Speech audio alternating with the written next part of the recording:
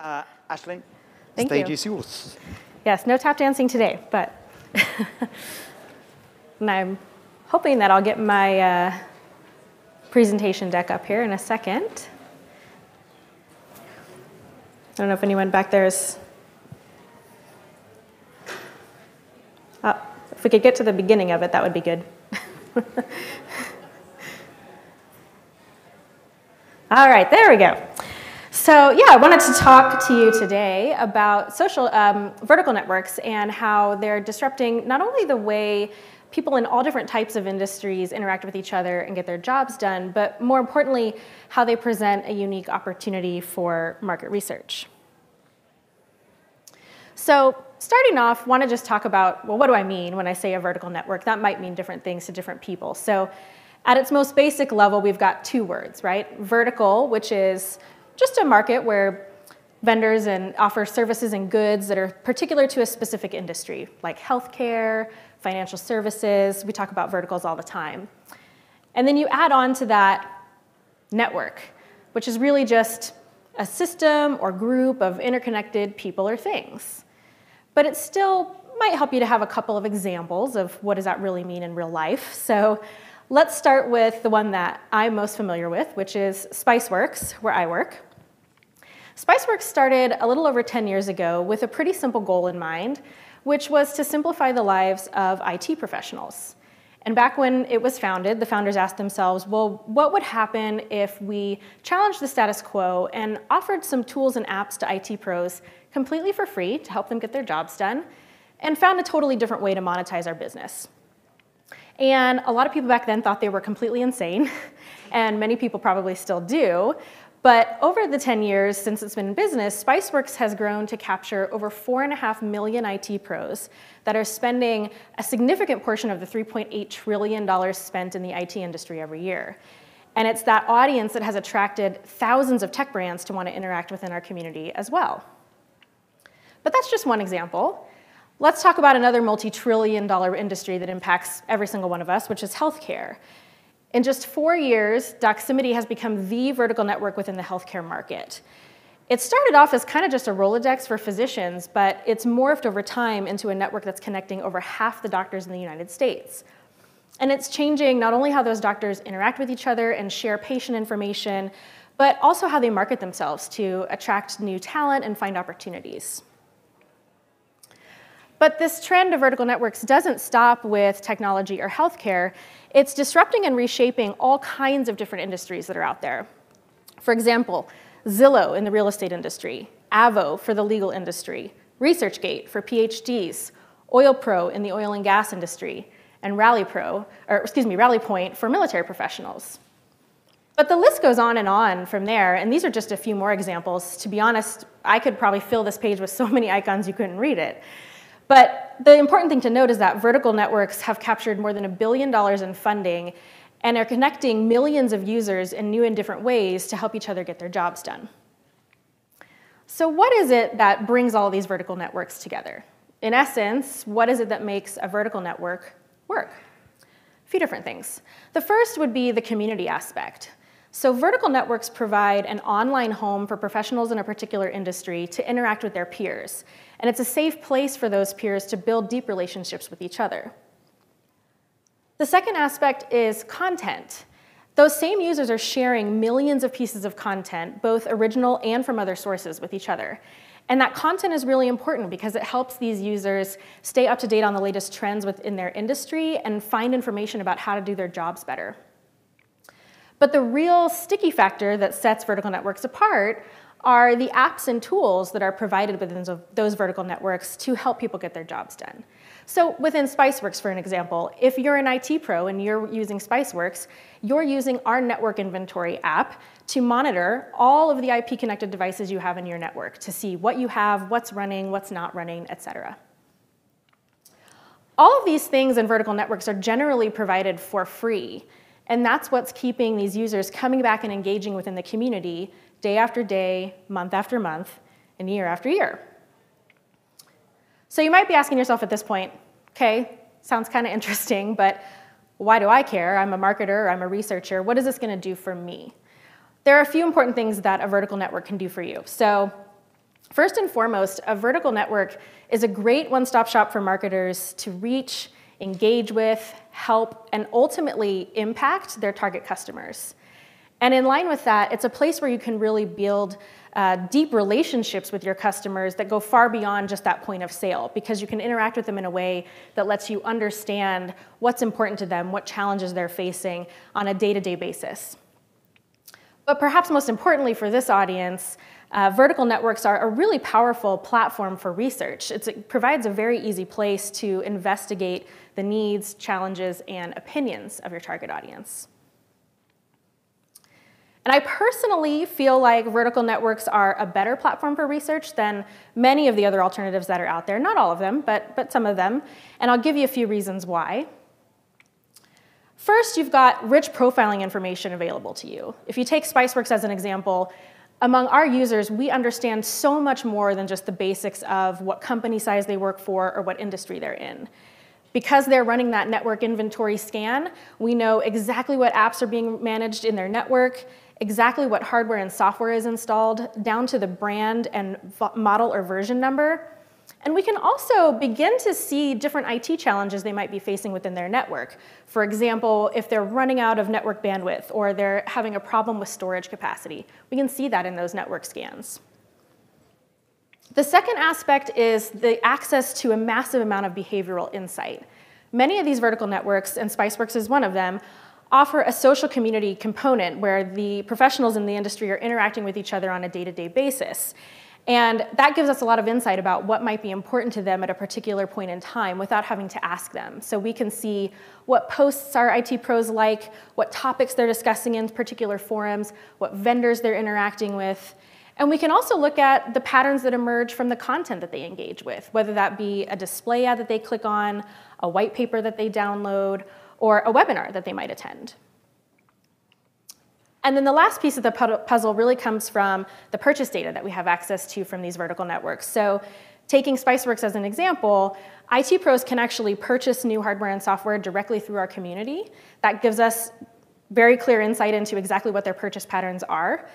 But we can also, again, look at that network inventory scan data to see what some of the purchase cycles and indicators for a coming purchase might look like as we see hardware and software appear and disappear within network scans over time.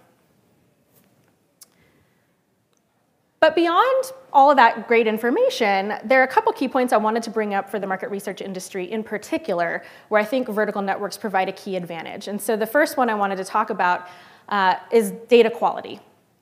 We hear about data quality all the time. We've talked about it ad nauseum in the industry for probably 10 years.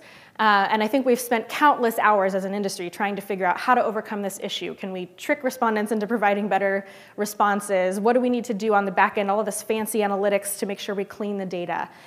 A vertical network provides a really key advantage here because the only people that have really any use for interacting in a vertical network are the people who really do work within that industry. So it drastically reduces this concern about data quality because you can feel confident that if you're observing some social behaviors for these users, if you're analyzing back-end data for these users, or even if you are asking them to complete a survey, that the data you're trying to make decisions based on is from the real audience that you want to talk to. It's not from somebody who fibbed their way into a survey because they wanted a particular incentive. And in line with that, because you can see so much information about these individuals without having to ask them a question in the first place, it really reduces the need to field surveys as often as you might have needed to in the past, or certainly to field as long of surveys as you might have needed to in the past, because you can really focus in on the questions you still need answers to after observing their behaviors or analyzing their back-end data. The other piece I wanted to speak about as an advantage for vertical networks is this issue of big data, which I think as an industry we've really grown over the past few years to embrace much more. But I think we still struggle in a lot of cases to really effectively merge big data with our survey data and feel really good about how we're putting disparate data sources together to tell a compelling story and make important business decisions. And when you can leverage a vertical network where you've got big data and survey data coming from the exact same ecosystem, it makes it much easier to put those pieces together and feel confident about the business decisions that you're making based on those pieces of data.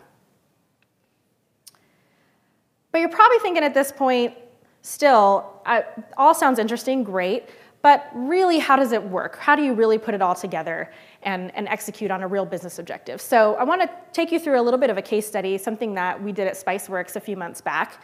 This was actually the end of last year that a major hardware manufacturer came to us with a pretty big problem that they were facing. They said, I've got a huge group of customers who used to engage with us very regularly. We had a pretty regular purchase cadence going on with them. They interacted with our marketing activities. And that's just completely stopped, and we have no idea why. They'd wanted to have us help them find out, was it an issue with their marketing? Were people experiencing issues with the product itself? Were there challenges being faced on the service or support side? Or worst case, did a competitor get to them and they actually had switched brands? So we embarked on a research project with them, and we took it as our mission to really help them diagnose this problem and figure out not only what was happening, but what they could do to re-engage these customers and get them active again. So we went through several different steps in this process. The first thing that we did was to look at our clients' CRM data to understand what customers were being lost, when it was happening, and the amount of opportunity that was being lost each time. And then we overlaid that information with our Spiceworks user base, and we found that we had a significant amount of overlap with these inactive customers. And so that meant we could now share data with them about what was happening, the why behind why these customers became inactive. And since these IT pros are using Spiceworks' network inventory app to monitor everything that's going on in their network, we could provide tons of data on what hardware manufacturers they were still continuing to use and whether or not that included the client. The next thing that we did was to look into the social community to see what other patterns emerged. So were these IT pros talking about our client at all, and what, if any, emotion was associated with that? Were they reading up on competitive products and other things that might fulfill this need? And then the last piece was to field an online survey amongst these inactive customers to get into that emotional and tangible side that we might not be able to see from analyzing some of the data at hand. So what were their perceptions of our client? How did that compare to perceptions of the competitive brands? Were the marketing messages resonating, et cetera? And I've alluded to this a lot throughout the presentation, but Spiceworks was at a pretty unique advantage for this type of analysis because we had access to almost all the data that could exist amongst these inactive customers, all within the same ecosystem. And so that made it really easy for us to connect the dots between their online behaviors in our social community, their brand perceptions in the online survey, and ultimately the vendor that they selected via that network scan data that we could see on them. So what we found was pretty human. One example of what we found was an IT pro who basically said, "You broke my heart." And when we looked back at these IT pros' behaviors for several months prior to fielding the survey, we found a pretty distinct chain of events. They started off by posting some negative things about our client in the social community. Then they followed that up with some very clear behaviors in the community of them looking at competitive products. Then when we looked at their network scans following all of that activity, we saw that competitive switch happen. Our client's brand started to fall away. The competitive brand started to take a much more prominent position. Then they really added insult to injury, and after making that switch, they went back into the social community and posted a negative review about our client. And then the final piece of the puzzle was they completed our online survey, and they didn't have such nice things to say about our client's brand, and were certainly much more in favor of the competitive brands out there. And this was just one example of one IT pro from one of the segments that we identified. We actually found 5 different unique segments within this group of inactive customers that they had come to us with. For example, one of the largest segments was actually far less concerning for our client. We called them the "it's not you, it's me" segment. They really just didn't have a business need to engage with our client at that time. There had been no changes in their network data over time, and they were not doing anything within the social community to indicate that they had any kind of issue with our client or were looking into competitive products. So as a result of this, our client's been able to do some pretty neat things. The most important of which is to create some tailored win-back campaigns. So they have one for each of the 5 segments that we identified based on all of this data.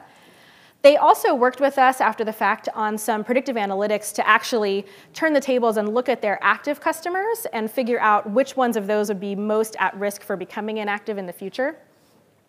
And then the last thing they're doing is they just feel like they have a much deeper understanding of their various customers and what causes them to become inactive over time. And so they've been working really hard to change their customer experience and adjust it on the fly to preempt some of these issues in the future.